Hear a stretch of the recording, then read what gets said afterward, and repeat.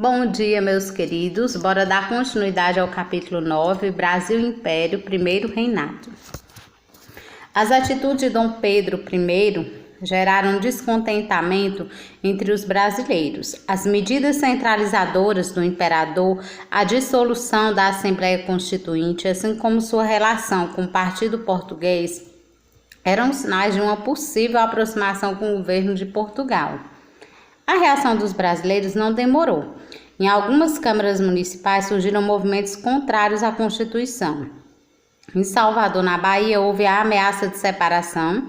Em Fortaleza, no Ceará, pediram o banimento da família imperial. E em Itu, na província de São Paulo, a Constituição foi rejeitada. Entretanto, foi em Pernambuco que o movimento de oposição ganhou as ruas. Formou aí a Confederação do Equador. Pernambuco já havia sido palco de outros conflitos contra o autoritarismo real. No início do século XVIII, na Guerra dos Mascates, os senhores de engenho lutaram aí contra a política de aumento de impostos. Em 1817, um novo movimento armado chamado a Revolução Pernambucana mobilizou aí os senhores de escravos e de terras, dessa vez contra os excessivos impostos sobre o açúcar e outros produtos de exportação. Em 1824, o estopim foi a nomeação de um governador indesejado pela população, Francisco Paes Barreto, e o fato resultou no primeiro movimento contrário à política absolutista centralizadora do governo de Dom Pedro I. Francisco Paes Barreto acabou renunciando após a pressão popular, sendo substituído por Paes de Andrade.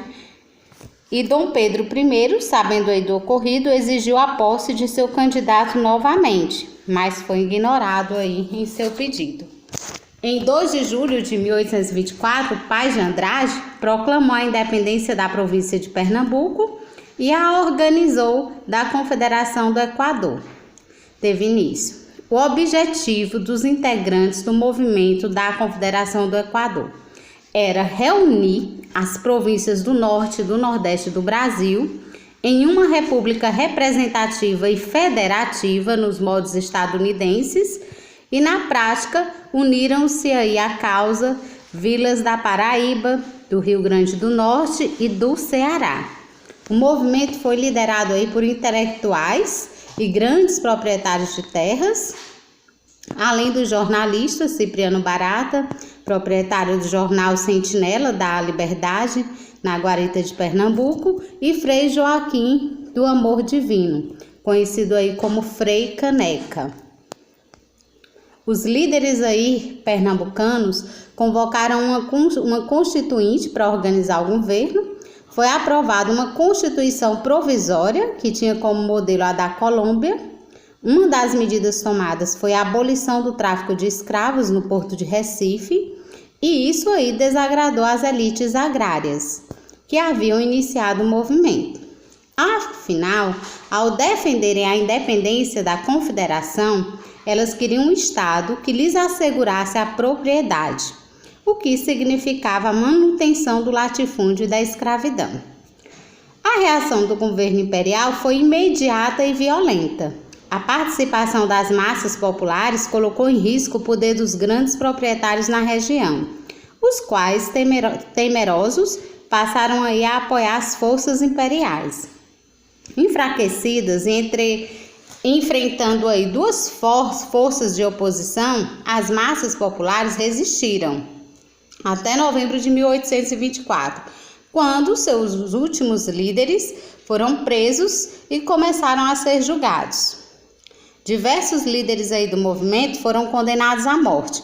O fim da Confederação frustrou as expectativas de uma Constituição federalista e de autonomia administrativa às províncias. Bem aí, vocês estão vendo aí o Frei Caneca. Essa imagem aí era o apelido dele, né? Remete ao passado humilde do clérigo, que quando criança vendia canecas aí nas ruas do Recife. Ele estudou no Seminário de Olinda, considerado aí um centro de divulgação das ideias liberais. Por sua participação aí na Confederação do Equador, Frei Caneca, com outros integrantes aí do movimento, foi condenado à forca. Contudo, o carrasco recusou-se a enforcá-lo, assim Frei Caneca acabou fuzilado. Essa é a história do Frei. Bem aí, vocês estão vendo também a imagem de representação do confronto entre as forças imperiais e integrantes do movimento da Confederação do Equador em 1824. Não esqueçam quem eram os envolvidos na Confederação do Equador: províncias do Norte e do Nordeste. Entre elas, Paraíba, Rio Grande do Norte e Ceará. Guerra de Cisplatina. A repressão à Confederação do Equador em 1824 não foi suficiente para estabilizar o governo de Dom Pedro I. O imperador voltou a enfrentar problemas para a preservação das fronteiras nacionais pouco tempo depois. E em 6 de maio de 1826, Dom Pedro I discursou na abertura da primeira Assembleia Geral do Brasil. Em meio aí à sua fala, ele afirmou: todo o império está tranquilo, exceto a província da Cisplatina. Vocês podem observar aí no mapa onde ficava a região da Cisplatina, né? Bem aí abaixo do Rio Grande do Sul, divisa aí com o Uruguai. A região que veio a ser chamada de província Cisplatina, ela foi invadida primeiro em 1811 e depois em 1817, sendo definitivamente anexada ao Brasil na década de 1820, fazia parte do Brasil, ainda durante o governo de Dom João VI. Entre 1825 e 1828, o governo de Buenos Aires apoiou a independência da Cisplatina e sua incorporação às Províncias Unidas aí do Prata, que é a atual Argentina, né? Isso desagradava ao governo brasileiro, que perderia o controle da foz do rio, né, da Prata, a principal via de acesso ao oeste do Rio Grande do Sul, de Santa Catarina e do Paraná, e ao sudoeste do Mato Grosso também. A luta durou aí 3 anos, o Brasil foi derrotado e perdeu o território da Cisplatina. Com a intervenção do governo inglês, Brasil e Argentina reconheceram a independência da região, que passou a se chamar de Uruguai, em 27 de agosto de 1828. Bem aí na imagem vocês podem ver, em 1825, liderados aí por Juan Antônio Lavalleja, os 33 orientais, como ficou conhecido o grupo de revoltosos, uniram-se aí para combater o domínio brasileiro na província da Cisplatina. A guerra foi um desastre para os cofres públicos nacionais. Além disso, gerou aí descontentamento entre as forças brasileiras que lidavam aí com o atraso do soldo, que era o soldo é o salário que eles recebiam, e estavam aí subordinados a portugueses nos postos de comando. A economia, bora falar um pouco aí sobre a economia. Se no final do século XVIII marca aí o declínio das riquezas brasileiras com decrescente produção aurífera e a decadência do açúcar. O início do período Brasil-Império firma a retomada de um desses produtos, que é o açúcar. Antes que o café, na segunda metade aí do século ganhasse destaque e se tornasse o item mais importante de exportação do país, né? Vocês sabem que durante muitos anos o café foi o produto maior de exportação, mas o açúcar também, antes do café, também teve o seu auge. Não é coincidência que a década de 1830 tenha sido o ápice do tráfico negreiro. Era necessária mão de obra para atender a crescente demanda açucareira. A produção de açúcar chegou a 40 mil toneladas na década de 1820 e 70 mil na década seguinte. O aumento aí na produção não ocorreu em razão de inovações tecnológicas, mas sim pelo aumento do número de engenhos e pela expansão da produção para áreas de cultivo. A Bahia era o local de maior destaque, com os maiores engenhos do país na época, sendo aí responsável sozinha pela exportação de metade de toda a produção açucareira brasileira. Mas o Brasil não vivia apenas para o mercado externo, havia um amplo e intenso mercado interno, que colocava as províncias em contato. o Rio Grande do Sul comercializava gado, muares, cavalos e charque para o Rio de Janeiro e Salvador, consumindo açúcar, aguardente, fumo, azeite, café e outros itens. Santa Catarina enviava óleo de baleia para o Rio de Janeiro. Em Sorocaba também ocorria intenso comércio de muares, enquanto se desenvolvia a produção açucareira. Na região amazônica, por sua vez, incursões eram feitas para negociar com os indígenas. Os produtos deles obtidos eram vendidos em Belém. O sul do Maranhão e o Piauí desenvolveram aí um comércio com o Ceará baseado aí na criação de gado. É preciso lembrar ainda que o mercado interno lidava com os produtos importados principalmente da Inglaterra, que tinha vantagem alfandegária. Em razão disso, impunham uma concorrência praticamente desleal com o Brasil, né? Bora falar um pouquinho aí sobre a cultura e sociedade. Bom, gente, a independência não acarretou mudanças drásticas na organização social do Brasil. A sociedade continuou dividida, hierarquizada e elitizada durante o Império, como mostra bem o gráfico na página 12 do livro de vocês. As classes eram elite, classe média, trabalhadores livres e baixos escravizados. Quem era a elite? Elite eram os grandes proprietários de terras, comerciantes e altos funcionários públicos. Quem era a classe média? Profissionais liberais como médicos, advogados, pequenos comerciantes, militares de baixa patente e integrantes aí do baixo clero. Quem eram os trabalhadores livres? Eram pessoas sem posse que vendiam sua força de trabalho, libertos e estrangeiros que vinham ao Brasil em busca de melhores oportunidades. E os escravos eram empregados aí no cultivo de café e açúcar e nos meios urbanos para diversos afazeres, domésticos ou não. A maioria da população, portanto, era composta de escravizados, trazidos da África. Do total de escravos que o Brasil recebeu em sua história, mais da metade foi trazida entre os séculos XVIII e XIX, o que mostra aí o adensamento do comércio humano no período.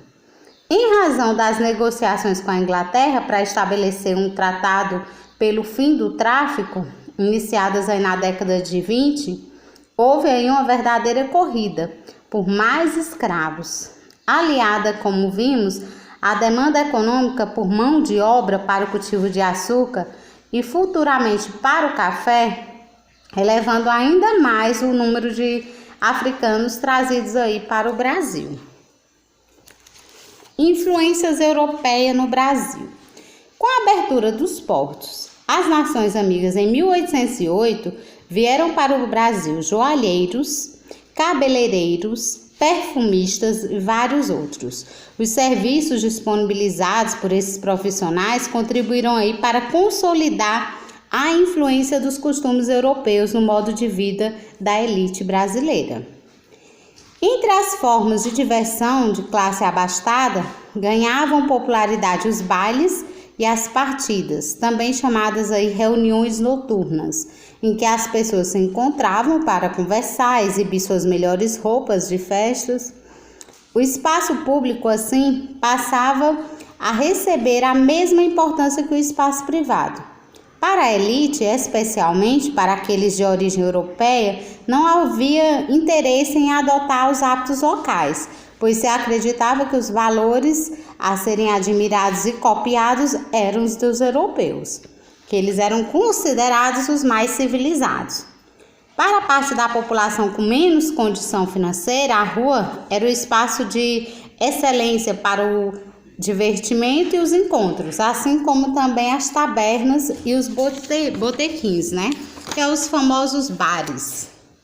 O cotidiano, especialmente da corte, era marcado aí pelas festividades. Ocorriam festas religiosas, as procissões, como a de São Sebastião, a de Santo Antônio, festividades populares como os batuques, os fandangos e as cavalhadas, além das festas relacionadas aí à realeza, como os aniversários dos integrantes da família real.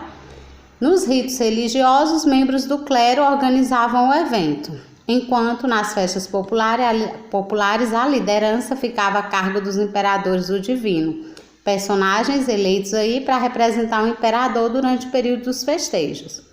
As comemorações que envolviam a elite brasileira eram organizadas por representantes aí da nobreza. Além das festas, havia outras atrações de lazeres, como as peças de teatro encenadas aí em língua estrangeira. Esses espetáculos eram acessíveis a um pequeno número de pessoas. Bem aí na imagem vocês estão vendo o Real Teatro São João. Foi criado em 1813 e nos 10 anos seguintes ele tornou-se praticamente a única referência para as atividades teatrais do Rio de Janeiro. Nele, brasileiros, portugueses, especialmente franceses, uniram-se aí para apresentar obras vindas da Europa. Dom Pedro I fez uma tentativa de incentivar o ensino do direito no reino, criando aí cursos em São Paulo e Olinda. Os cursos, porém, eram frequentados apenas por homens. As mulheres eram preparadas para o casamento e não tinham acesso à educação formal. Em relação às crianças, a popularização do ensino se mostrou difícil nos primeiros anos do Império. De acordo com a Constituição de 1824, o ensino aos pequenos deveria ser gratuito. Entretanto, ocorreram aí muitos empecilhos para que isso ocorresse, né? A escravidão não era questionada e permanecia como um alicerce aí, social imprescindível, ninguém sabia viver sem. Viajantes que vinham ao Brasil, assim como embaixadores e comerciantes europeus e americanos, escreviam em seus diários ou representavam em desenho as cenas cotidianas que observavam aí nos campos e nas cidades. Existem uma grande quantidade de documentos e arquivos, ou até mesmo os livros que abordam esses relatos, considerados aí fontes históricas.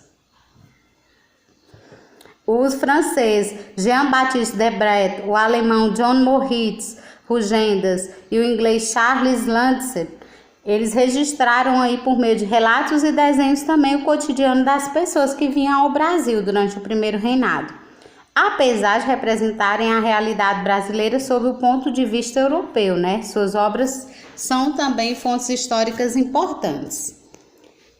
A partir da segunda metade aí da década de 1820, o governo de Dom Pedro I passou por uma série de situações que apenas aumentaram o descontentamento popular com o imperador.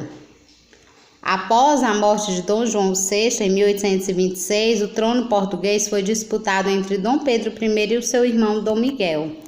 Dom Pedro I, temeroso aí com a reação dos brasileiros, caso assumisse o trono de Portugal, renunciou em favor de sua filha Maria da Glória. Todavia, com o apoio de setores conservadores da sociedade portuguesa, Dom Miguel deu um golpe de Estado, tornando-se rei de Portugal.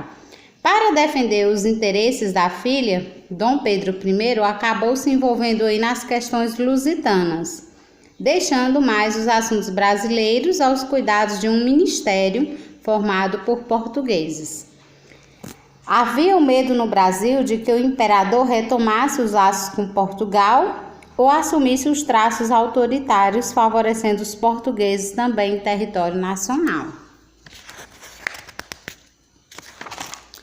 Esse afastamento do imperador se deu aí em um momento crucial para o país, pois aí o sul do Brasil ainda se desenrolava a Guerra da Cisplatina. A produção agrícola passava por uma crise e a moeda brasileira sofria uma desvalorização, ocasionando a elevação dos preços. As camadas populares urbanas mostraram aí seu descontentamento com o governo de Dom Pedro I, em episódios como o da Noite das Garrafadas, que aconteceu em 11 de março de 1831 no Rio de Janeiro, da seguinte forma: após a viagem de Dom Pedro I a Minas Gerais, alguns portugueses organizaram-se para saudá-lo. os brasileiros avançaram sobre a área da cidade em que se concentrava a população de origem lusitana. Lusitana é os portugueses, viu?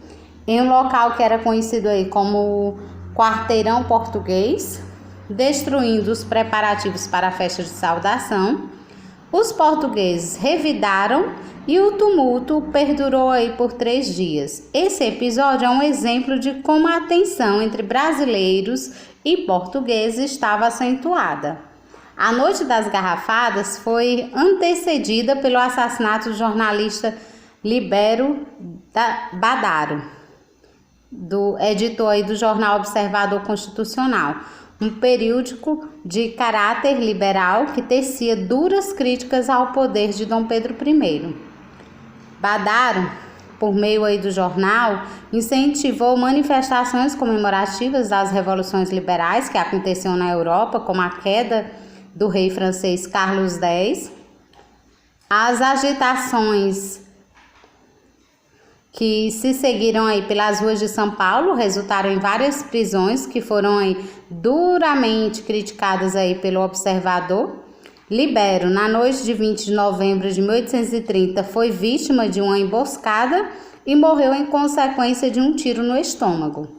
Há registro de que antes de morrer teria dito: morre um liberal, mas não morre a liberdade. As publicações liberais transformaram Libério em um mártir da liberdade de imprensa e propagaram aí mais críticas ainda ao imperador. Além dos fatores já mencionados, também geraram descontentamento o autoritarismo imposto mediante a criação do poder moderador. Massacre dos revoltosos na Confederação do Equador, em 1824, a assinatura com o governo inglês de um tratado estabelecendo o fim do tráfico de escravos, em 1826, e a renovação de acordos de 1810 com a Inglaterra, sem a aprovação da Assembleia Geral. Essas atitudes aí afastaram a aristocracia brasileira e do imperador. Assim, no dia 7 de abril de 1831, diante da insatisfação geral dos brasileiros, que por meio de conflitos demonstraram aí que estavam descontentes, Dom Pedro I abdicou do cargo de imperador, em favor de seu filho Pedro. As esperanças estavam depositadas aí no menino, que na época tinha apenas 5 anos de idade. Portanto, era incapaz de tomar decisões e comandar o Brasil. A abdicação foi a forma encontrada por Dom Pedro I para garantir a manutenção da monarquia no país. Depois do ato, o imperador retornou à Europa. Bom, gente, esse é o fim do nosso capítulo. Que eu quero que vocês façam agora responder as atividades que eu irei passar, começando aí pela página 10, tem uma atividade, passando aí para a página 13, tem outra atividade de acordo com o gráfico, página 15 tem mais uma atividade de interpretação, página 17 e 18. Bons estudos e até a próxima aula.